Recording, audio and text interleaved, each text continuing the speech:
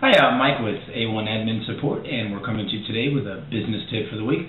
If you remember, we shared a tip last week about the benefits of outsourcing and how actually to save money by outsourcing and using a virtual assistant. And today we're going to discuss what to look for when hiring a virtual assistant and some of the particular things that we want to make sure are in place when we hire our VA.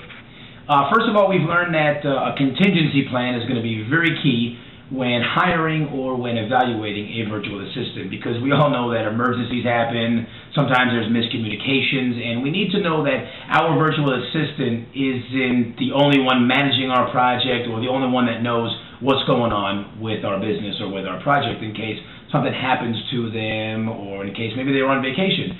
We want to look for a firm that has a plan in place where there's several other virtual assistants or managers that know about our project and with whom we can communicate to make sure that things continue to flow properly. Also, another thing, as business owners, we've found, I know we've all dealt with outsourced skill sets, we've dealt with outsourced communications, and we've run into tremendous language barriers. And we found that it's important to be able to evaluate the English or whatever the native language is that we're looking to hire the virtual assistant in, and to evaluate their ability to understand our instructions and to be able to ask the proper questions to really be able to hone in and meet the needs of us as the hirer. So it's important to be able to evaluate their English and to really be able to make sure that they understand the language that we're looking for them to understand. And it's a common idea to maybe just send a test or some kind of an evaluation of their writing skill, and we found that this is not very good. It's not conducive to what we're looking for, because someone can send that to us, something they've been editing for hours. It could be something that someone else wrote. So we found that this isn't really a very good way to know if the person we're dealing with is a native English speaker or the language we're looking for. We found that email exchange can really help catch a true glimpse of their English abilities. Maybe just send in some basic emails back and forth asking just some basic questions. You can kind of gauge by their response. Do they really know English? Do they understand the language? Do they really understand what I'm saying and what I'm asking for? We also have a client that we've worked with that has done voice files. He'll send some voice files. We'll listen to them. And then what we'll do is we'll kind of type the instructions back just so he knows that we're understanding what he's looking for. And this really helps production and efficiency in many ways.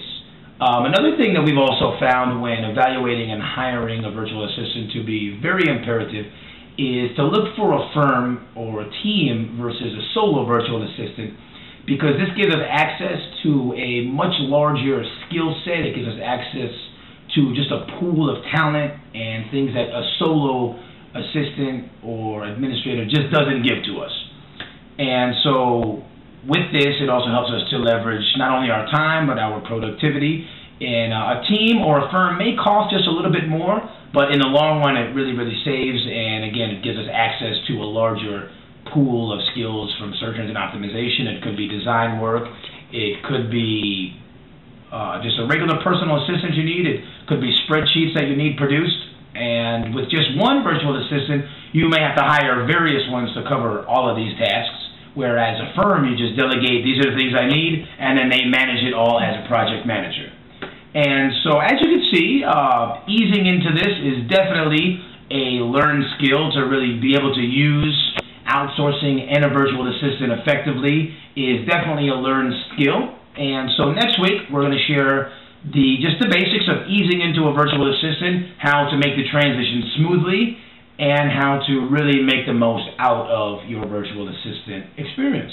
I'm Mike with A1 Administrative Support. You can definitely follow us on LinkedIn, on Twitter, or you can visit us at www.a1adminsupport.com. We'd love to hear your feedback and answer your questions. Thank you.